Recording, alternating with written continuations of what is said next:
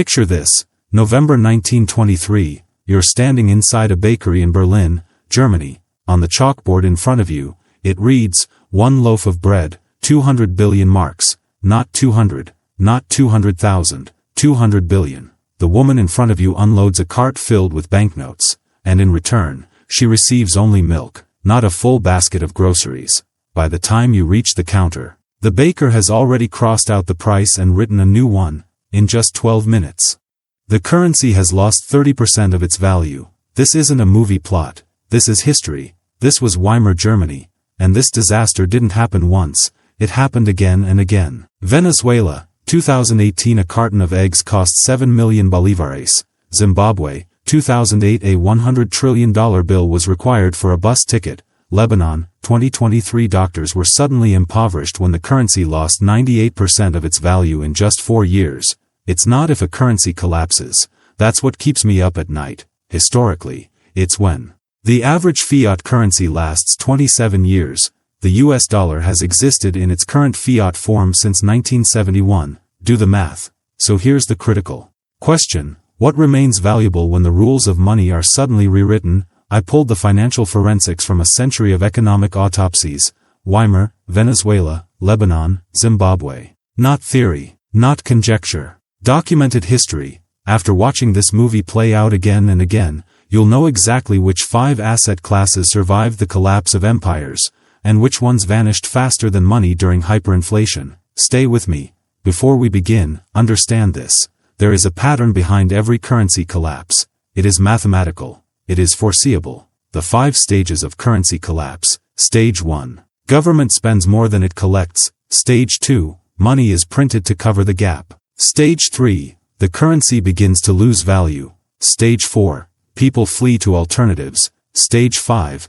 Total collapse. Every time. By November 1923, Weimar Germany went from 320 marks per dollar in mid-1922 to 4.2 trillion marks per dollar, a 98% collapse in just 18 months. In Venezuela, the bolivar fell from 10 per dollar to over 1 million in a decade. In Lebanon, the pound dropped from 1,500 to 89,000 per dollar in 4 years. Same pattern, same phases, same outcome. So what made it out alive? Let me show you. Precious metals are the most obvious, but most people still don't own them. Gold, silver, assets that governments and central banks cannot print or debase. Here's the harsh math. If you held paper marks during Weimar, you were wiped out. If you held gold, you preserved your purchasing power. The same basket of goods could be purchased with 1 ounce of gold before, during, and after hyperinflation. The currency changed. Gold didn't. Zimbabwe followed the same path. Anyone holding gold was protected when Mugabe's government issued the $100 trillion note. Venezuela was no different. Gold retained value while bolivares collapsed. And it's happening again, right now, in Turkey. In late 2024, gold deposit accounts at Turkish banks doubled in just 3 months, rising from 1.36 trillion lira to 2.72 trillion lira in a single quarter. Why? Because people recognize the pattern. Currency debasement, runaway inflation, and a flight to the one asset that has survived every collapse in recorded history. Gold doesn't need to do anything. That's what its critics miss. It doesn't need earnings. It doesn't need dividends. Its sole purpose is simple: to resist debasement. Each unit of purchasing power collapses when the supply of fiat money explodes. And because gold supply cannot be increased at will, its value rises naturally as currencies are debased. History is explicit. During the 2008 financial crisis, gold initially fell as investors liquidated everything for cash and global liquidity froze. But once the dust settled, gold rose 166% in less than 3 years. Silver's move was even more extreme, up 448% over the same period. The same pattern appeared during the stagflation of the 1970s. Mid-decade, gold fell nearly 50%, bottomed in 1976, and then surged 440% over the following 3 years. This is verified, this is indisputable, this is pattern recognition. The logic is simple. Precious metals are insurance, not speculation, against the failure of the monetary system. Insurance. When everything else burns, they don't create wealth, they preserve purchasing power. That's why you hold them. Second, foreign hard currency. When your domestic currency starts dying, the escape valve is holding someone else's stable money. Let me take you to Beirut, October 2019. You're a nurse. After 10 years of work, you've saved $50,000 in your bank account. Since 1997, the Lebanese pound has been pegged at 507 per dollar. 22 years of apparent stability, then the peg breaks. August 2019, 1,600 on the black market, April 2020, 3,000, March 2021, 14,000, by 2025, 89,000 pounds per dollar. Your savings, still numerically unchanged, are now worth $1,000. You didn't lose money on paper, you lost 98% of your purchasing power. Here's the brutal contrast. Your coworker, another nurse, kept her savings in physical US dollars, outside the banking system. She retained 100% of her purchasing power, not because the dollar is magical. She could have used euros or Swiss francs. It worked because she held a currency that wasn't collapsing. This pattern repeats everywhere. In Zimbabwe, long before the government made it official, the economy dollarized itself. People abandoned the local currency and used US dollars for daily transactions. After Ecuador's financial crisis in 2000, it followed the same path. El Salvador in 2001. Panama has been dollarized since 1904. Today, Venezuela is effectively dollarized. The bolivar remains legal tender on paper, but Venezuelans use dollars for major purchases. In Argentina, property is priced in dollars, not pesos. In Cambodia, ATMs dispense US dollars, not reals. This isn't a policy decision, it's a survival mechanism. When a domestic currency fails, rational people migrate to stable foreign money. Governments can mandate whatever they want. People vote with their wallets. The lesson is unmistakable. Access to foreign currency during a crisis is total protection. During Lebanon's collapse, those holding dollars preserved their wealth. Those holding pounds lost 98%. That isn't market volatility. That's the difference between annihilation and survival. Third, productive equities, ownership in real businesses with real assets. This is the counterintuitive one, and it's where understanding currency collapse separates those who survive from those who don't. Here's what shocks people. In 2024, Venezuela's stock market rose by more than 3,400%. In just 9 trading days in January 2026, the Caracas Stock Exchange surged from 2,082 points to nearly 6,000. Individual stocks went parabolic. Mercantil Servicios Financieros, up 200%, CNTV, up 219%, Banco Provincial, up 171%. At first glance, this sounds insane. Wait, the economy is collapsing and stocks are exploding? That seems nonsensical. It isn't. Once you understand what a stock actually is, it makes perfect sense. A stock is not a piece of paper. It is ownership in real assets, factories, machinery, inventory, land, and infrastructure. When a currency collapses, those assets don't disappear. Their nominal price rises to reflect inflation.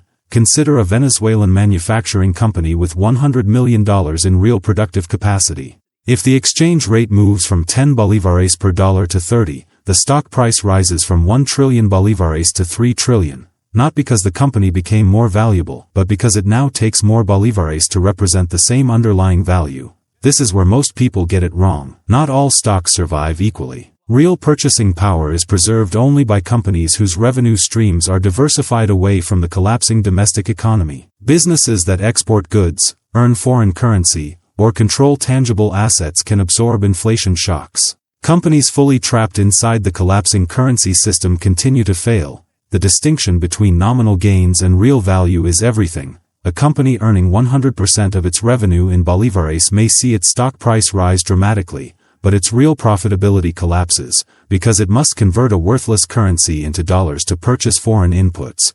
By contrast, a company that exports even 50% of its output earns revenue directly in dollars. Its dollar revenues remain stable while its bolivar-based costs fall in real terms. During devaluation, real profitability increases. For shareholders, this becomes a true inflation hedge. This pattern is supported by research on the Latin American debt crisis of 1982, Mexico's 1994 peso crisis, and the Asian financial collapse of 1998. Direct investors operating manufacturing facilities that could redirect sales from domestic markets to export markets didn't just survive, they thrived. Other investment forms fell deep into negative territory. The key variable was simple and consistent: export capacity. The lesson is clear. Productive equities with foreign revenue streams don't merely survive currency collapse, they benefit from it. Domestic-only companies burn with the currency. Quick pause. If you're realizing that much of what you believed about economic safety was incomplete or wrong, hit the subscribe button. This channel is Financial Forensics. I do the autopsies so you can see the patterns before they repeat. It's free, unlike financial literacy in a system designed to keep you uninformed. Now, back to the assets that survive when money dies. Fourth, consumables and barter goods. Even when the formal monetary system collapses entirely, economic activity does not stop. It reorganizes around alternative media of exchange. In post-World War II Germany, the Reichsmark became so worthless it was effectively abandoned. Goods were traded for cigarettes, coal, and potatoes. Cigarettes, in particular, emerged as a temporary currency. American soldiers bought cigarettes from army exchange stores for pennies and traded them with Germans for goods and services worth many times more. Why cigarettes? They were standardized, divisible, non-perishable, lightweight, and widely accepted. They had all the properties of money, except one. They weren't issued by a government. Black markets near major train stations operated around the clock, trading everything from railway tickets to forged documents using cigarettes as the medium of exchange. The economic proof is striking. When large shipments of Red Cross packages arrived at POW camps, injecting hundreds of thousands of cigarettes into the camp economy at once, cigarette inflation followed. More cigarettes chasing the same goods meant higher prices. The same mechanism as fiat money expansion. Fast forward to Venezuela, 2018. As the bolivar became worthless, Venezuelans turned to barter. Fishermen traded their catch for flour just to feed their families. Items that retained value included medical supplies, food, water, fuel, batteries, lighter fluid, and basic tools, anything consumable or essential. During supply chain breakdowns, even toilet paper, soap, and wet wipes became valuable, not for comfort, but for health. Cleanliness reduced disease spread during systemic collapse. The limitation is obvious. Consumables are consumed. They cannot store value long-term. You can't build a portfolio out of aspirin and batteries. They are tactical, not strategic. The optimal approach is a small allocation to physical necessities for short-term exchange during acute crises, with the bulk of wealth held in assets that don't disappear when used. Fifth, agricultural land. Agricultural land is the immobile store of value that produces the one thing humans cannot live without: food. During the Great Depression, farmers had undeniable survival advantages over urban populations. They raised chickens for meat and eggs, grew gardens, canned fruit, and produced milk and cream. They could live without new clothes, consumer goods, or steady cash flow, but they faced one brutal constraint: taxes and debt still had to be paid in cash. This dynamic repeats in every modern collapse. In Venezuela, those who owned agricultural land maintained the ability to produce food regardless of currency fluctuations. Owners of urban commercial real estate faced tenants who couldn't pay rent in any meaningful terms. Land produces calories. Urban real estate produces rent denominated in collapsing currency. Calories win. But, and this is critical, agricultural land is not invulnerable. It has severe weaknesses. Land is completely illiquid. It cannot be moved, hidden, or quickly sold. Governments know exactly where it is and apply pressure through taxation, seizure, price controls, or compulsory sales in the national interest. Zimbabwe, 2000, is the clearest example. Mugabe's land seizures revoked commercial farmers' property rights by decree. No compensation. Sophisticated agricultural systems were destroyed. Output collapsed 60% over a decade, and land values fell 75% in a single year. Agricultural land also requires labor, water, equipment, seeds, and security. In high crime or conflict zones, crops can be stolen and livestock seized. Without protection, yield becomes someone else's harvest. Finally, land generates value slowly. You can't harvest calories on demand. It is not emergency liquidity, it is strategic capital. The conclusion is unavoidable. Agricultural land is one of the most powerful long-term collapse assets only when owned outright. Minimally taxed, community protected, and operable without external dependencies. When worked skillfully and held sovereignly, land becomes freedom. When leveraged, isolated, or dependent on failing systems, it becomes a liability disguised as safety. To begin with, agricultural land has virtually no liquidity. You cannot sell it quickly or move it. If ownership becomes dangerous and political conditions deteriorate, you are effectively trapped. The most obvious example is Zimbabwe in 2000. Through decree, Mugabe's land confiscation program eliminated the property rights of commercial farmers. No compensation was provided for the redistribution of farms. Advanced farming practices collapsed. Over the following decade, agricultural output fell by 60%, and between 2000 and 2001 alone, the total value of farmland declined by 75%. Taxation is the second major weakness. In a collapsing currency, a landowner may be forced to sell land at a fraction of its former value simply to pay property taxes. Land cannot hide. Governments know exactly where it is and can tax it into extinction. The third vulnerability is what the land produces.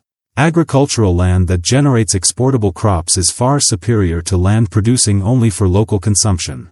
Export crops earn stable foreign currency, while domestic crops are sold in a collapsing local currency. The strategy, therefore, is clear. Hold land that is either outside the jurisdiction of the failing currency, extremely productive and capable of generating export revenue, or structured under legal entities that provide protection against seizure and punitive taxation. Compared to precious metals or portable equities, agricultural land is less liquid and more vulnerable to political interference. However, its ability to produce food preserves its fundamental value. Since understanding what fails is just as important as knowing what survives, we now turn to what goes to zero. First, fixed income assets denominated in a collapsing currency, treasury notes, bonds, or any instrument in which you are a creditor to a failing state. In Weimar Germany, bondholders who owned government bonds denominated in marks saw their assets become worthless when the currency required to pay interest and principal evaporated.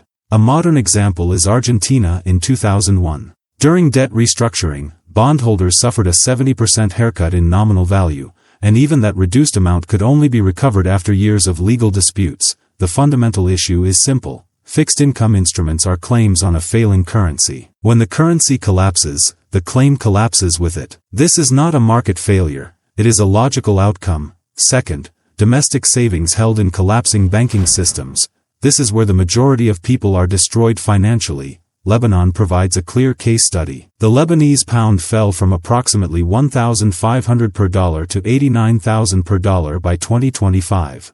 Deposits denominated in pounds lost over 95% of their purchasing power. By 2024, depositors who had saved in pounds in 2019 retained roughly 2% of their original value. The nominal balance on the screen never changed. The purchasing power vanished. Banking collapses create a dangerous illusion. As long as a number remains visible, people believe they are safe.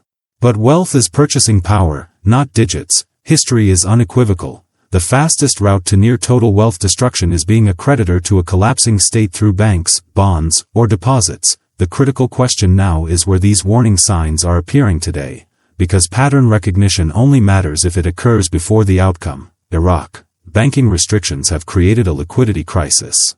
Withdrawal limits have eliminated over 70% of the effective money supply.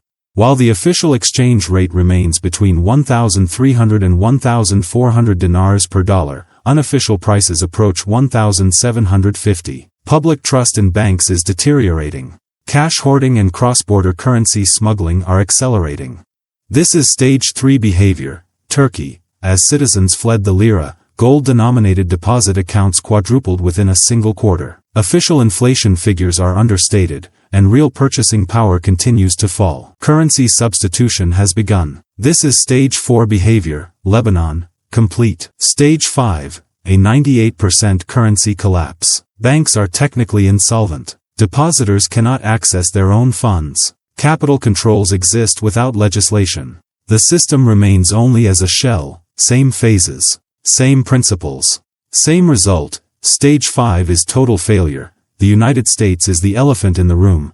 $38 trillion in debt. A rapidly rising debt-to-GDP ratio. Interest payments on the national debt now exceed military spending. The dollar accounts for approximately 65% of global foreign exchange reserves, down from 80% in the mid-1970s. This mirrors the exact trajectory of the British pound sterling. In 1913, Britain was the world's largest creditor. 40 years later, it was a net debtor, and sterling lost reserve status to the dollar. The pattern is visible to those willing to look.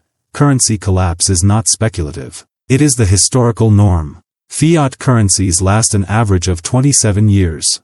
99% of all known currencies are extinct. The question is not whether your currency will fail. The question is whether you will survive when it does. Across every major monetary collapse since 1923, the same 5 asset classes have endured: precious metals, the universal store of value; foreign hard currency, the escape route; productive equities with export earnings; beneficiaries of devaluation, barter goods and consumables; situational liquidity when systems freeze; agricultural land, the source of calories, and the assets that consistently went to zero; fixed income instruments denominated in collapsing currencies; savings held in domestic banking systems during currency failure. The lesson is not to abandon local assets entirely, nor to hoard gold in a bunker. The lesson is that true diversification consists of assets that respond differently to monetary failure.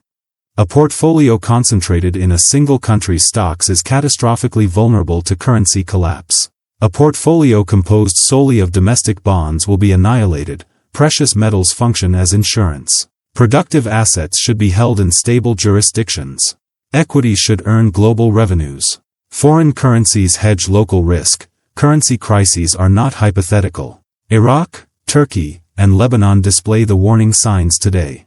While the US dollar remains stable for now, history strongly suggests this position is not permanent. The rational response is not panic. It is pattern recognition and adjustment, with sufficient diversification across asset classes and jurisdictions. Purchasing power cannot be fully destroyed by any single failure. The solutions are already written in history. If you're already preparing for what's coming, leave a helicopter in the comments. I read every single one, and remember, the pattern is mathematical. It is predictable. The only question is whether you'll see it coming, or whether you'll be standing in line at the bakery, wondering how bread costs 200 billion marks. Thank you for watching. Go diversify now, before you're forced to.